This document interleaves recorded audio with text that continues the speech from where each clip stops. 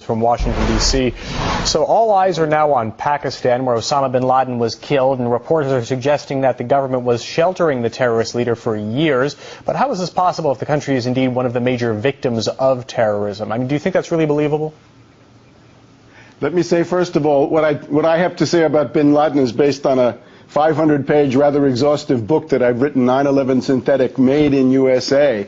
I think this is a completely manufactured, invented story created out of whole cloth by the U.S. intelligence community, primarily for the purpose of targeting Pakistan. And there's been a build-up to it. We had a very harsh statement condemning Pakistan in one of the terror reports of the U.S. government. We had Admiral Mullen visiting Pakistan, accusing them of being accomplices of the terrorist Haqqani network. We then had the CIA limited hangout operation known as WikiLeaks targeting Pakistan. The Washington Post putting that on the front page. The center of gravity of Al-Qaeda was always Pakistan. And now we have this manufactured story.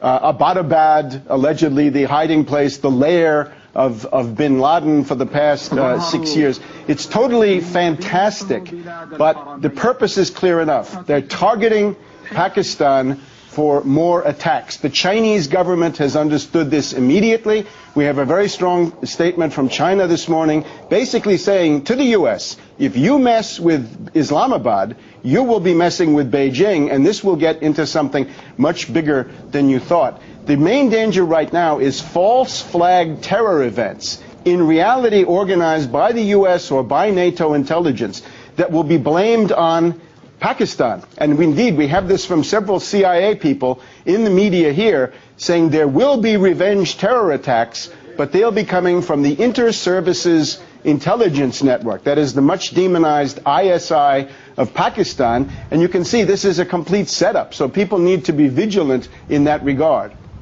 The U.S. says it has photos of slain bin Laden. ABC News is reporting right now that they may in fact release them today. But why don't you think they release them right away, get all the skepticism over with over the death of bin Laden? I can't speculate about that, but I'm sure that whatever they release will essentially be a fraud. The real bin Laden has been dead for a long time. And for the last 6, 7, 8 years, you've been hearing primarily audio statements from a kind of production company located probably in Pakistan. All right. Unemployed actors. I'm sorry, Webb. I'm going to move on here now because this is one of the many conspiracy theories that we've been talking about yesterday and today. Yes, they're out there. You're talking about it. We had a guest talk about it yesterday. The Taliban's talking about it. I'm going to move on. Many agree that the U.S. foreign policy prompted the attack of, prompted the dawn of Al-Qaeda back in the 80s. That's no secret. Now it's supporting rebels in Libya who allegedly have links with extremism. How long do you think the U.S. may continue a pattern of arming extremists or possible extremists who later there's blowback from?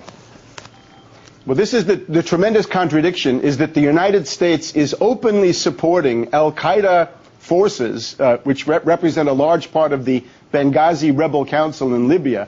In Libya or in Yemen, Al-Qaeda is it's one of the main tools of the U.S. in destabilizing the government. One suspects that in Syria and in Algeria, that's also the case.